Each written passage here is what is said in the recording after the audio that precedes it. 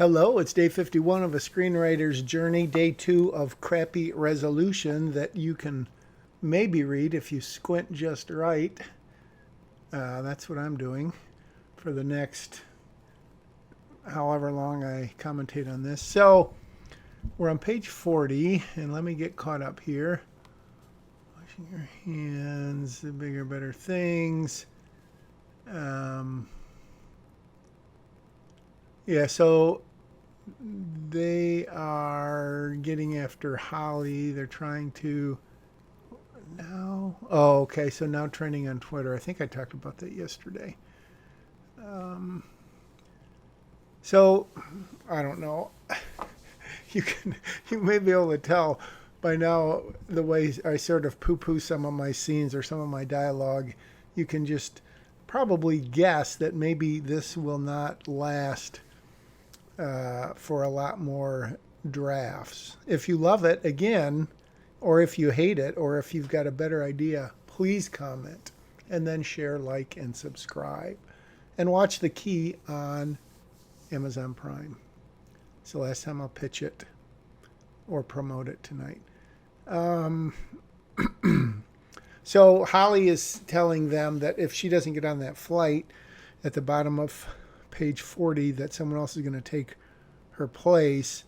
Gary misunderstands and is like, well, you could always fly commercial. And she's like, no, that's not what she means. Someone is going to take her, basically her job.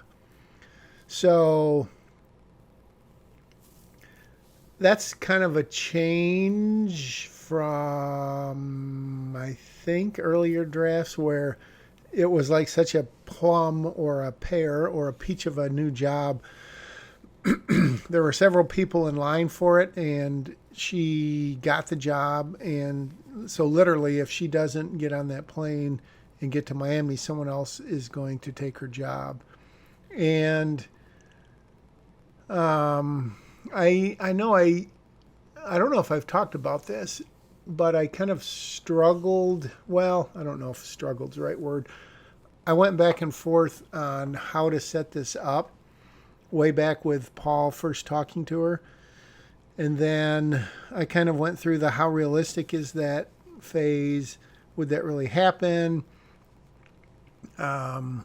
Would she really not get on the plane? Yes, she probably would. But would that really be the case that if she wasn't there by, 8 o'clock or whatever, pick a time, would they really replace her? Not sure. What do you think? So, excuse me. I literally can't read this, or is that the problem? There's a bunch of people that would jump at the chance, but Paul, oops, and I just am going to delete a bunch of stuff. But Paul chose you. Yeah, I can't keep up with myself, but I'm trying to make this scene work with this new kind of reality that Paul has kind of gotten her the job. Although she's earned it, certainly. But if she screws up and doesn't come, then she will not have the job anymore. So that is kind of supposedly, I say supposedly, that's not good, building kind of some tension and kind of, a deadline for her to get out of there. But not sure if it works or not. All right, so we're back to so this is again, Holly says, I'm sure they have more than enough agents on the ground already. And Gary makes not really a joke, but literally I know of at least 2 of them because they're dad. All right. What am I replacing?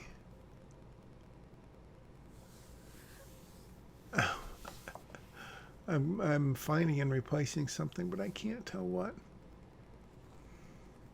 Wow, it it didn't occur to me for the first time, but this may be the most boring, especially with you can't read the screen. People may just be fast forwarding through this. These videos may be getting the least likes. In fact, they're probably getting a lot of dislikes or unlikes.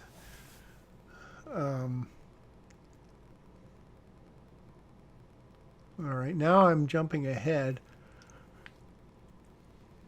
to 55 or 54. Trying to figure out what's going on here.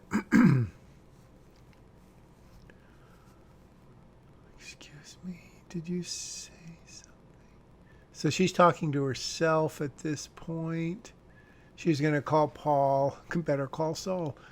She was going to call Paul, but why? After I won't reveal a case file after a few moments. She looks at nothing in particular. That's the bottom of 54.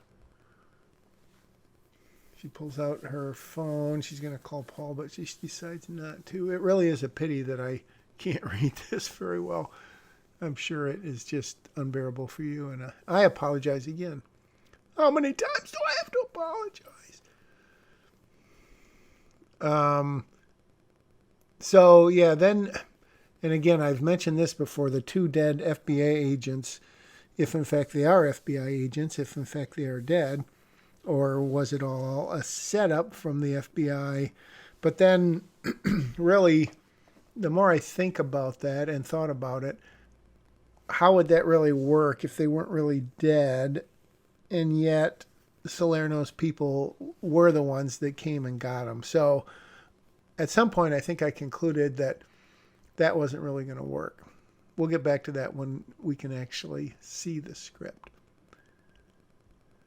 You see that little asterisk out in the right margin? Movie Magic Screenwriter does that once in a while, and I've never been able to figure out why. It's very weird.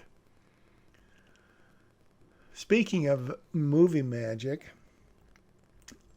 not really, but someone said on Final Draft, the newer versions, they don't even include fade in and fade out as like transition options for shortcuts. And then the conversation was that fade in and fade out have gone out of vogue, especially fade in.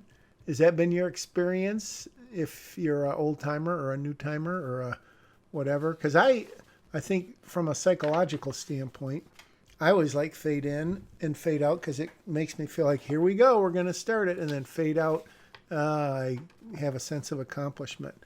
But then if you don't use fade out, do you still use the end? Or I can't imagine not using fade out. All right, so here we are. Holy mackerel, we're back on. I think I missed a lot of stuff there that I was doing. But I do remember the pilot had told her that it may not be a clear signal. And then he says clear signal, and she says crystal, which, again, I think this is the first time I've written this version of it. Obviously, she's talking about the signal she got from the kids that you've got to come back. And if you're no-show, you're screwed all over again. I'm just reading Gary's dialogue. In that case, you really don't have a choice, do you? So Abby's sort of setting her up. Holly says no, but of course it's kind of reverse psychology, and that's what gives her kind of the motivation to answer his question about clear signal, crystal. I think that needs a little bit of work because it's like one of those too clever, too pat of an answers. And then she asks, whose authority do you need to turn the plane around? What does the pilot say there? Ma'am. And then she says, do it. And this is another one of those things I think I sort of looked up to see, who chartered the plane, who has authority. Is he working for someone? Is he working for Paul or the U.S. Marshals, even though this is just like a little puddle jumper? And I don't even know if I walked away from my keyboard while recording this, but either that or I'm just giving it a lot of thought. But it's a good time because I think I commented on this before that Holly was not being proactive enough because in an earlier version, Paul was the one who basically got the plane turned around. And so I realized, look at this. I'm looking at an older version. And maybe I'm cutting and pasting it into the new one. How clever of me. Um, yours, do it. Okay, so this, at least I'm getting her proactive, and she is the one who's turning the plane around.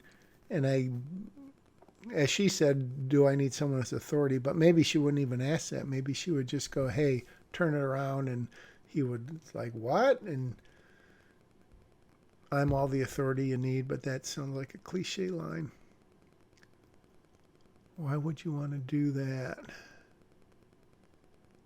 Another thing, as you see, if not that you can read it, but whose authority do you need to turn this thing around? I wrote that line about 4 different ways before I got it, how I liked it. And, that's a relative term. But be interesting to know in the comments, or if you want to come over to my house for dinner sometime, how much time do you spend on any given line of dialogue and then just reworking it.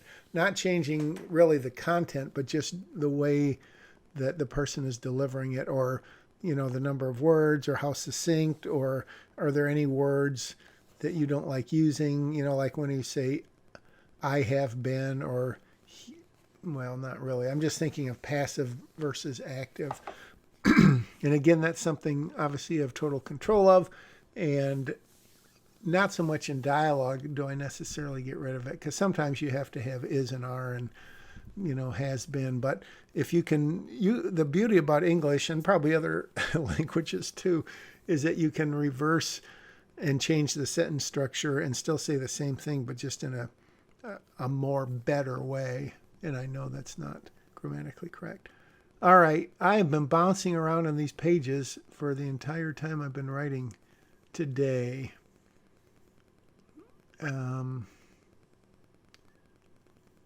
So I'm up to 42. Paul's talking to the kids. They're still there. They're worried, especially Gary, no more bad guys in the area. Did she ask for us to pick her up? She'll explain when she lands. If it's a no, that's a yes. So, gosh, I've reworked these scenes to death.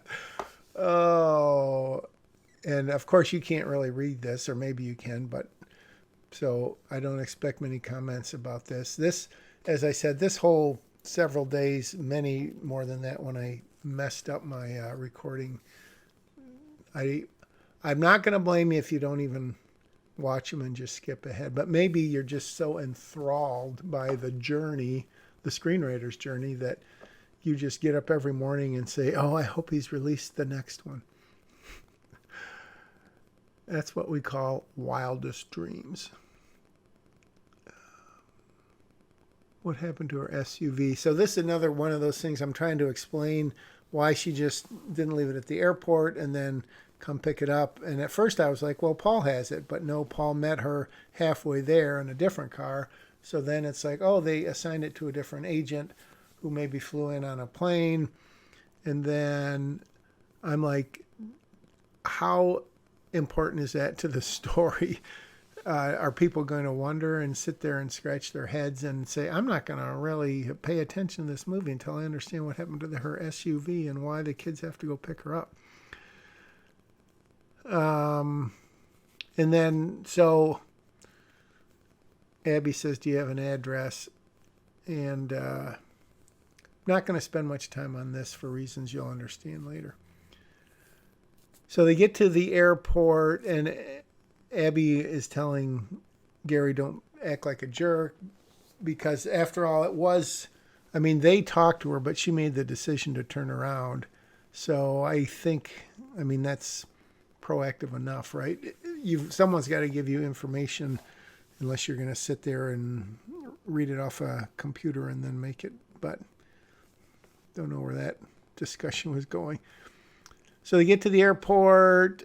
She lands. Holly comes down the steps, sees the kids waiting for her at the bottom. Abby says, thank you. And so I like that line, thank you, of Abby's, because I mean, it's sincere. It's obviously premature in some cases, but is it really? Am I going to erase it? I've got the cursor there. Don't erase it, Jack. What? Hey, ho. All right. Looks at the kids. Focuses on Gary. What? No gloating. Yeah, maybe a little too convenient. Don't thank me yet. So now, yeah, I took out Holly's line, or I took out Abby's thank you line, and kind of jumped ahead to assume that Holly sees the look on their faces and maybe glibly, is saying, don't thank me yet.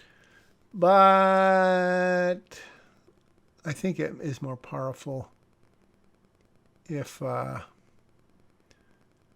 don't know if Abby says thank you. Not more, I don't know if powerful is the right word, but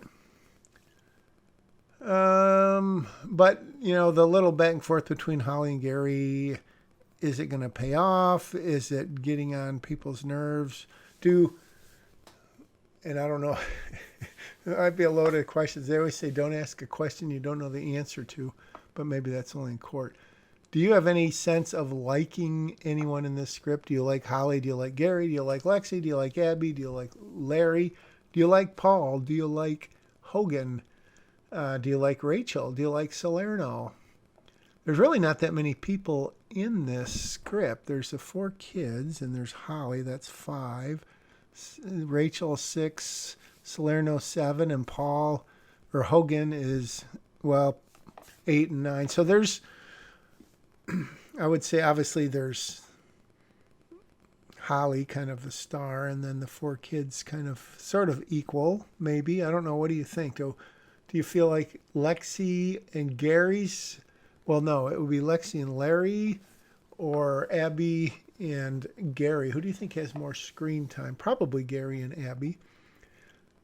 Don't know where I guess I'm talking about this because it feels like in all this time I've been writing, and remember it's sped up 5 times for your convenience, I haven't really gotten that far. It's like 4 or 5 pages. All right, let me get back. So I was talking about the number of characters and got on a tangent, but 10 characters is a lot really to keep track of. And that doesn't mean you can't have a cast of hundreds. It just doesn't mean you can care about them and, develop any sort of character arcs and storylines and all that kind of stuff. Paul told me about your agreement. Yeah, to pick you up. And Scary, blank look from the kids. Holly heaves a sigh. Whoop. I'm doing a little research on J-Pat's planes. I usually do this on my other screen, but as it turns out, I was recording the other screen. So this is what I was looking at. That's kind of embarrassing. Ooh, that guy does have a cool U.S. Marshal's jacket, though. And I see snakes. Well, I don't know, snakes on a plane or Con Air or whatever. And you can see that one where there's like some maybe prisoners getting off. So apparently, obviously these planes really do exist. They're pretty sizable planes. I don't know how often one would have the need to transport prisoners. I'm not really sure why they even do that. Just the wholesale transfer of prisoners. Not sure. Anyways, back to the research I was doing, I think, is to find out, A, do they actually have their own jets? And then B, kind of how does that work? And I don't know what I found out exactly. So now Holly, is she lying to them? This is another thing. Holly, whether in this version or possibly a later version, is Holly sort of embarrassed that she's come back and doesn't want anyone to know that there's the real reason she came back? Because she talks about the flight being delayed, and at this point we don't know if that's true or not. But if it's not true, why does she feel like she has to justify herself coming back? I guess that's the question that I'm asking myself, and I'm asking you, my thousands, could be hundreds of thousands, could be 3 people who've been following this. Does she have to justify it, or she could say, hey, look, I was wrong. My emotions have taken over. Yeah, that'd be great dialogue. And so, how much does she have to justify? How much would she just flat out say, look, I came back because I care about Lexi? It just doesn't feel right, but maybe it's the better way to go. We'll see. You really think you can find them? So the point here is, again, the ticking clock, because Holly says when she has to leave, Gary checks his watch. You really think you can find him in 4 hours? I'll let you know either way. I don't understand. And then the rest of the agreement, what does that say? In exchange for her coming back, we get in the car and head home. So this is kind of a ongoing saga of, the audience probably knows, any good audience member, that the kids are not going to go home unless, they got in the car and then somehow drove to where the action's happening. But been there, done that. So the question is it worth this? I guess this is an interesting topic. Is it worth trying to lead the audience, the reader, down a path that they know is not going to pay off? And does it become frustrating for them when they see a script or they see a movie and they make it look like one thing's going to happen? It's really going to happen. It's really going to happen. It's really going to happen. And then the whole time they know it's not going to happen. Or I think hopefully that makes sense and you see where I'm getting at. If you know that David and Goliath are going to fight at the end of the movie, how long can you put off or make it look like, oh, David's not going to fight him because this is why. David's got to run home and take care of his mom, or David's this or David's that? Or do you just make the inevitable happen sooner and then you've got more to add to the story because you haven't taken up pages with sort of a red herring or whatever? I don't know. Another interesting topic that I'm talking to myself about. All right. Fade out. Oh, my goodness. So, yeah, here I am still on page 45. Special Agent John Noble, straight shooter of people who follow orders. So this is then the whole thing of, is Holly going to let the kids go with him? Under what conditions would she let him? Would she keep it from Paul? Would she tell Paul? Would she get Paul's advice? And right now we're at the part where Holly's saying, no, that's not happening. You're not going with me. And again, so this is a point where we know that they are, right? So how far can you draw this out, and how logical of a argument can you make before the reader goes, look, I know what's going to happen, so just make it happen? Or if you can sort of plant that seed and say, yeah, you know what, this could happen like that, and then boom, it doesn't, and you got a payoff sort of. So it's not happening, no clever comeback. How much about what's going on don't we know? So this is, I've mentioned several times, one of my goals in this, other than to write an awesome screenplay, was to make it relatively simple in terms of plot, in terms of double crossing and who's working for who. And, we got Rachel, who's she really working for? And what does Holly know that she's not telling the kids, and all that kind of stuff. So, Gary says, how much do you know that we don't? Give. So Holly now is talking to Paul. She covers or mutes the phone. I realize you no longer have to smother the mouthpiece, as they used to say, because you can just mute your phone. So now she tells him that the FBI is running a sting operation, and Gary puts 2 and 2 together, or 1 and 1 together, and says, guess who they're using for bait, a.k.a. Lexi. So, there we go, day 51. Hey, now it's not blurry. It's pitch dark. So that was, a fair amount of writing, but I didn't really seem to make a lot of headway. But do you think I'm making good headway? I don't know. Well, I do know, because it's 2 months later, and I'm not going to tell you what happens because I want you to come back for day 52 and 53 and 54. I'll tell you, there's at least 60 days. I'll tell you that right now. I hope that didn't spoil anything for you. And I think the resolution maybe improves on day 60. But we'll find out tomorrow on a screenwriter's journey.